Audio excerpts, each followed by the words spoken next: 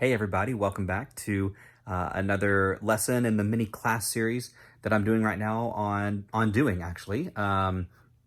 We've covered several verses so far. We've jumped around, and this week we're going to jump again to Romans chapter 2, where Paul says very very strongly that what we do matters to God. And so let's read that, and then we'll talk about it for just a minute, okay? We're going to be in chapter 2. We're going to read verses 6, 7, and 8 of Romans 2. He will judge everyone according to what they have done. He will give eternal life to those who keep on doing good, seeking after the glory and honor and immortality that God offers.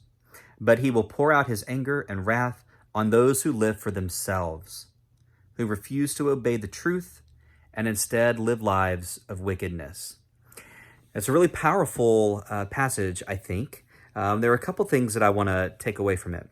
The first is just the idea, and obviously we've been talking about it for several weeks, so you all kind of get it already, but the idea that what we do does actually matter. It makes a huge difference. In fact, the things that we do are what we get judged on. Meaning, somebody walks around and tells you, doesn't matter what you do, it's all for naught, that sort of thing. As Christians, we believe the exact opposite.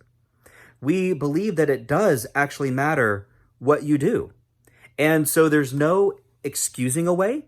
There's no explaining away.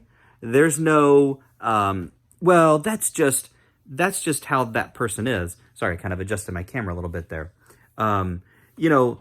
That's just who they are. They just say things like that. It doesn't, they don't really mean it. It doesn't really matter what they do. They don't really mean what they say or how they acted there. That matters. It 100% matters. So we have to quit just excusing away the bad behavior that people have and thinking, well, that's just who they are. Okay? I think Paul very, very clearly and very strongly states here that what we do absolutely matters.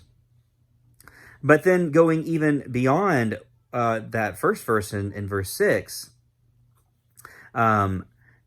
here Paul goes even further and talks about about God's response to it, about eternal life and judgment that come because of this. But I like what he says in verse 8, that God will pour out his anger and wrath on those who live for themselves. We see selfishness in the world all the time. We see it in our own lives. The idea of Christianity, the beauty of Christianity, of what Jesus came to tell us, is that we don't live for ourselves, that we live for each other. And Paul mirrors and reflects back that same teaching over and over and over again to the different churches for whom he writes. In fact, we're talking about that almost every week as we read Ephesians. It continues to come up. Paul continues to bring up this idea that to be unified, you must think about each other. You must live for one another. You must put aside your own desires, your own wants, and say, what is it that you desire? What is it that you want? How can I be submissive, as we talked about this last week from Ephesians chapter 5? How can I be submissive to what you desire? That's the power of Christianity, is that it truly attempts to place us not on the back burner per se, but where we really desire for the other person to have their needs met and their desires met. And that is part of doing, because that's what we should be doing. So,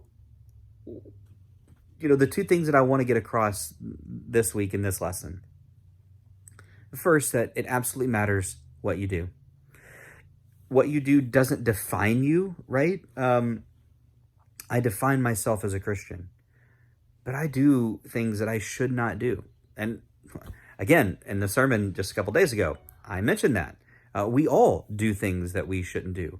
But I hope that you don't allow those things to define you, to shape who you truly are.